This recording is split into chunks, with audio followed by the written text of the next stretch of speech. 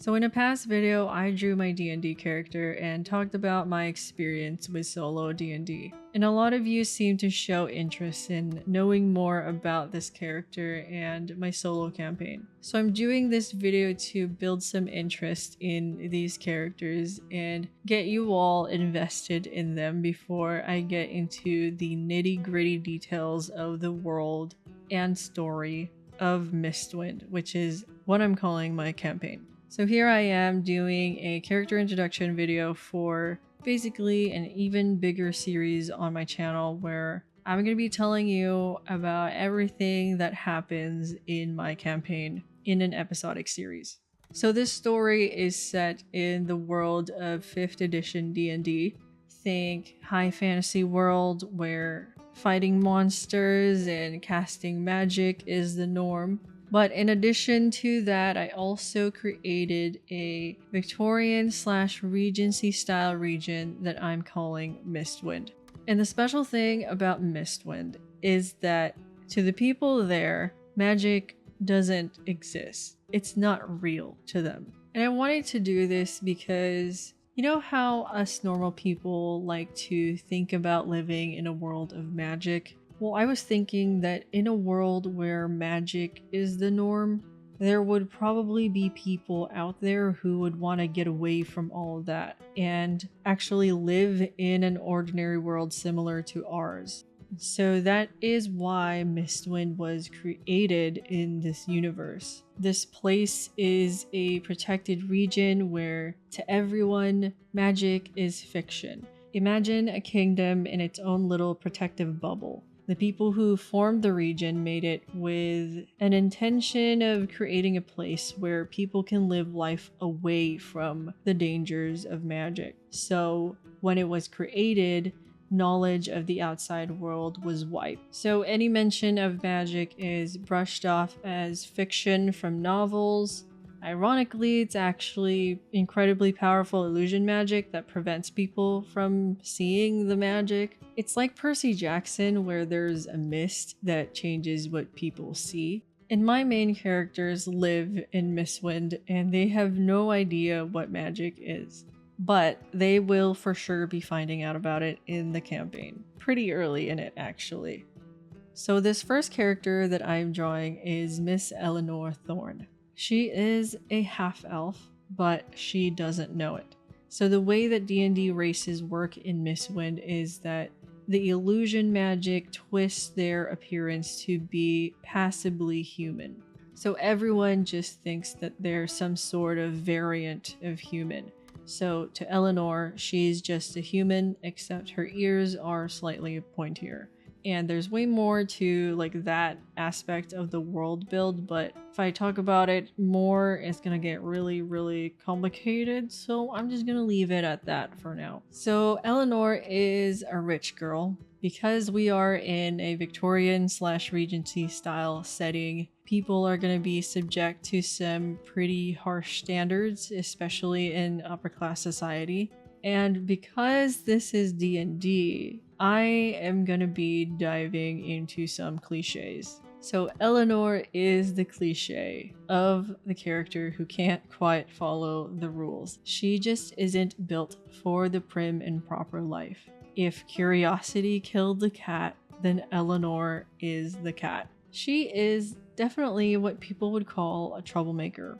I like to describe her as a young Miss Frizzle from the Magic School Bus because she just has this eccentricity to her. She's unpredictable. I'm giving her the sage background, so she has a thirst for knowledge and excitement and adventure. But unfortunately, those traits are pretty frowned upon in this society, especially in a place where magic is being hidden. You just cannot be too curious in this place, and so people do not like her for that. So Eleanor is considered a part of genteel society. She is an upper class person, and this is because her father is the general. He was a soldier who eventually became general, and because of this, he was rewarded wealth and land for his service to the crown. And obviously, this is like any historical setting where upper class people like to maintain their images. They attend dances and soirees and elegant dinners, and most of all, they marry for status. But Eleanor's family is new money. They haven't had this money for a long time. They are not a family who has gotten this wealth through inheritance, which has been passed down through generations. So they're pretty new to this type of lifestyle. So when they were raising their daughter, she just didn't quite get the same grip on the rules that other kids did. Her dad raised her with a level of leniency, but that didn't really do her any favors in upper class society because she grew up living with a level of freedom that makes her break the rules all the time. So in terms of appearance, Eleanor's hair is a fiery type of red.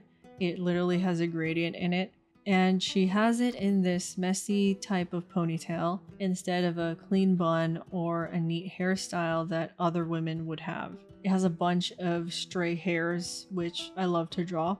And because she's rich, she definitely has a lady's maid, but Eleanor being Eleanor, she is ADHD pilled and she just cannot sit long enough to do all the neat attire.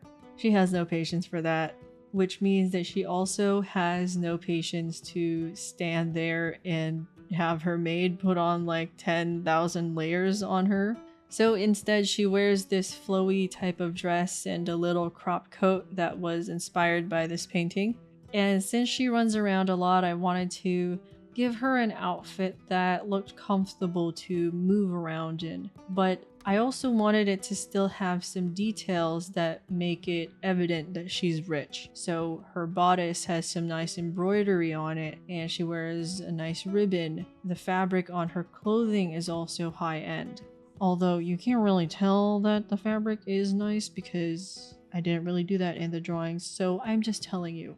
But yeah, I wanted to give her some details that typically a person without that much money probably would not be able to afford on their clothing, you know, some flair that is probably pretty expensive. So even in the way that she dresses or how she wears her hair, Eleanor is somehow going against, you know, rich people's society, because normally a rich person wouldn't really dress the way that she's dressing. They would dress like their best every day all the time.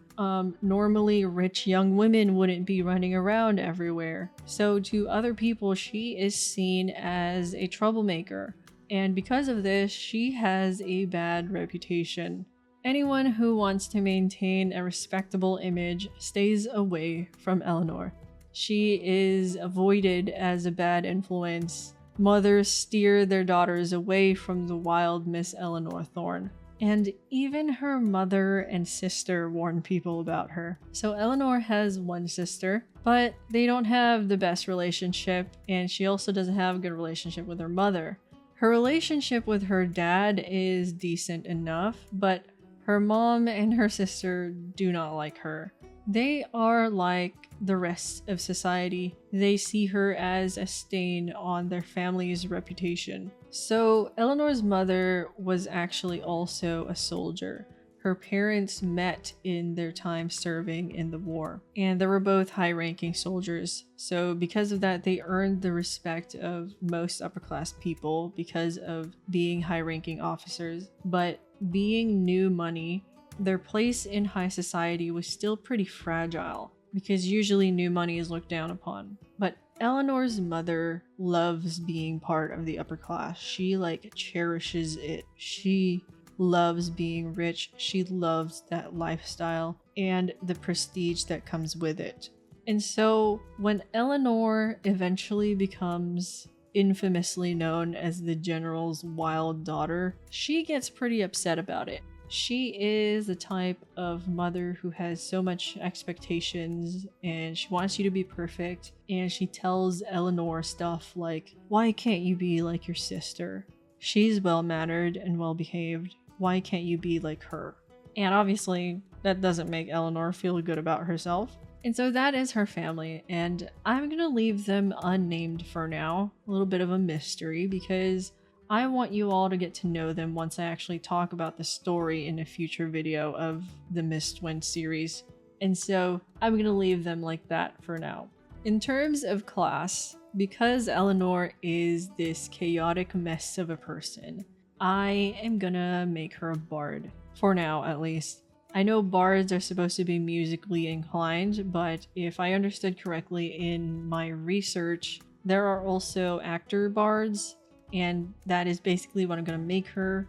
I'm still pretty new to all the rules in D&D, but honestly, I'm just gonna make up my own rules as I go, because I'm playing by myself anyway. For the most part, I'm gonna try to stick to the rules, but if I don't like some of them, I'm just gonna throw them away. So for now, Eleanor is an actor bard. She is level 1, of course, but maybe in the future when she learns about magic, she can dip into wizard.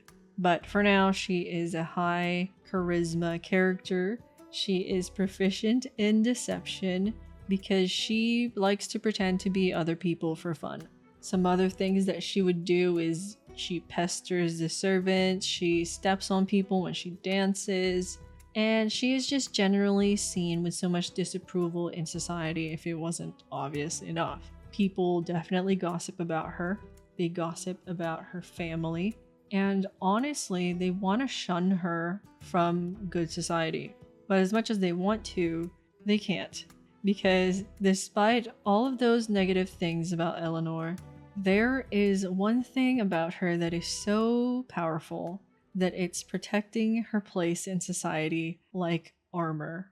And that is her close friendship with the highly esteemed Duke of Longford. And oh my god, I'm making myself excited about the Duke of Longford because I love him so much. So the Duke of Longford is none other than Charles Afer Wentworth, our second main character. Some of you might already know him from my 3-part attempting to draw a man streams where I drew him. So Charles is a duke, which is a position of great wealth and power. It's the highest title that you can have outside of straight up royalty. And he is just so noble and so regal. So I gave him the noble background where people will recognize him a lot, and depending on the situation, he'll be able to exert his authority as a duke to get what he wants, which can be very useful in a D&D game. And remember how I mentioned diving into cliches? Well, Charles is the cliche grumpy dude. He is a no-nonsense type of guy, just super reserved and stoic. He probably scares the living shit out of people just by looking at them. And because he is a duke, he is naturally a little snobby. He's an aristocrat, and he's also a high elf, so he definitely has high standards in everything in his life. He is tall, and he is scary.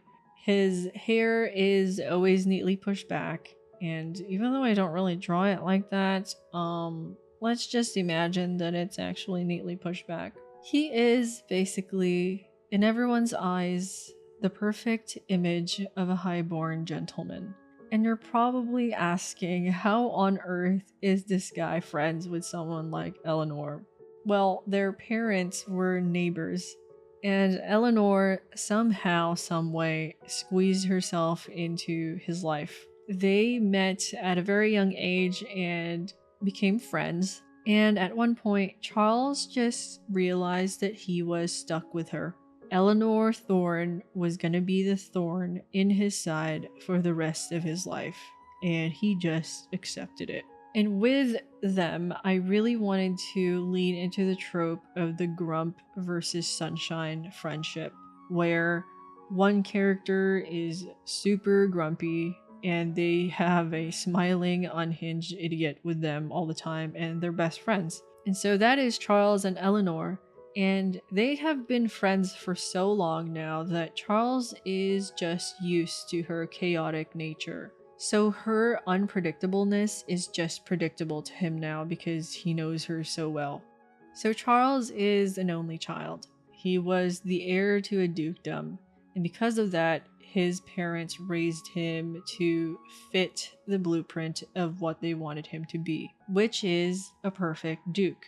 And he eventually did become a perfect duke, just like what his parents wanted, once his father died and he inherited the title. So while Charles started out feeling a little carefree about life, he grew up to be a little bit more rigid.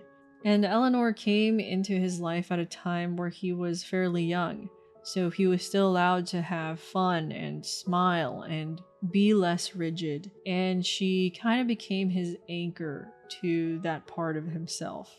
And when I see Charles, I think of Scrooge, because he is a person who once knew how to be laid back, but now has a bleaker outlook on life, just like Scrooge. And he just has that vibe. And I actually used Luke Evans' Scrooge as an inspiration for how he looks a little bit. Charles is just that guy who has so much weighing down on him. He has so much responsibilities as a duke. He is probably the type of person who spends nights just grueling over paperwork and being stressed. And then his best friend Eleanor occasionally drags him into her antics, and he's always the one to kind of save her from trouble or pull her out of it before it gets really bad. So she kind of adds on to his stress. You know, she is such a headache for him, but at the same time, he is a little thankful for it, because part of him knows that without her, his life would be really, really boring. And so while everyone disapproves of Eleanor, Charles, meanwhile, is just so well respected in society. He has so much prestige as the Duke of Longford that he is beloved and feared by everyone. Him being friends with Eleanor is single-handedly saving her from ruin. Because in everyone's mind, if she has earned the unconditional approval of the Duke of Longford, then insulting her means they're insulting him. And no one is going to risk insulting Charles Afier Wentworth. So for his class, Charles is a level 1 fighter. So he's a high elf fighter. He's not a soldier though, but he definitely has had some training in sword fighting and all that stuff. Probably from being raised as a duke. And for some reason, I associate him with the color blue, and I even bought blue dice for him. So because I see him with blue, I also associate him with Poseidon. So because of that, I want him to primarily use spears and tridents as a weapon, and hopefully that works out in combat. So the way that solo D&D is played is by asking the dice yes or no questions. So for example, I would ask something like, is this door locked? And if I roll a number between 0 and 50, that means yes. So I would use this process to also decide things about my characters. It's how I came up with Eleanor's family. So I asked things like, does she have any siblings? Is her mother alive? Do they have a good relationship? And then based on the answers that I get, I wrote her backstory. And with Charles, I haven't really done that yet with his family and his backstory. So I don't know much about his family or his relationship to them or the nitty-gritty details of his childhood. Because of that, a lot of Charles is still a mystery to me.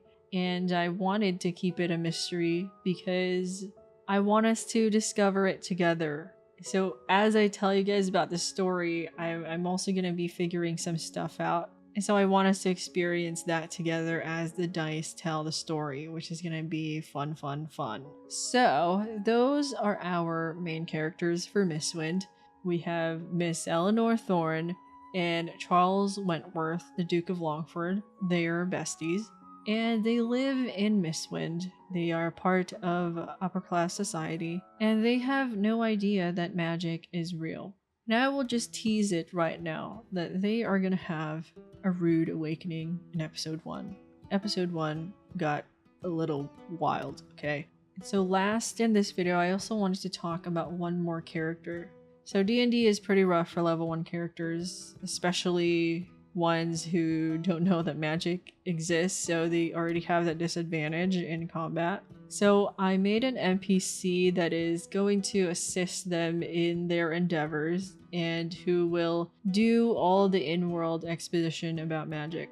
So this is Evangeline Hazelby, a fairy druid who meddles in the affairs of Mistwind society.